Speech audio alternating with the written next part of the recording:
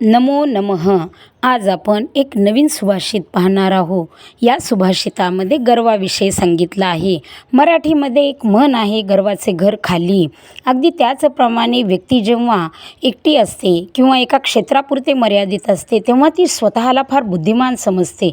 परंतु तीच व्यक्ती जेव्हा स्पर्धेच्या युगामध्ये उतरते, चार बुद्धिमान माणसांमध्ये जाते, त्यावेळेस तिला समजते की आपण किती बुद्धिमान आहोत.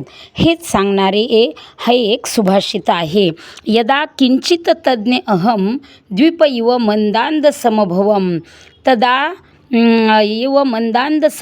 तदा सर्वज्ञ अस्मि इति भवदवलिप्तं मम मनः. यदा किंचित भवजन सकाशात अवगतम तदा मूर्ख अस्मि इति ज्वर इव मदो मे व्यपगतः. यदा म्हणजे जेव्हा, किंचित तज्ञ, जेव्हा मी किंचितसा तज्ञ म्हणजे हुशार बनलो, बुद्धिमान बनलो, तेव्हा मी एखाद्या इव मंदांध समभवम, एखाद्या मदोन्मत्त हत्तीप्रमाणे स्वतःला समजायला लागलो.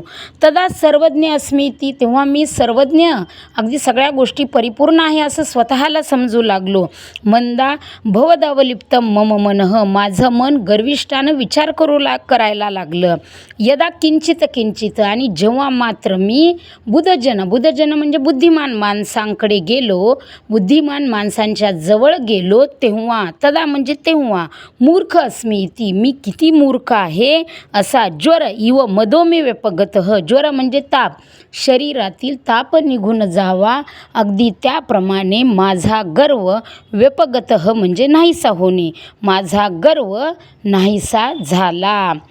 अशा पद्धतीनं गर्वाबद्दल खूप छान उदाहरण या श्लोकामध्ये, सुभाषितामध्ये सांगण्यात आलेलं आहे.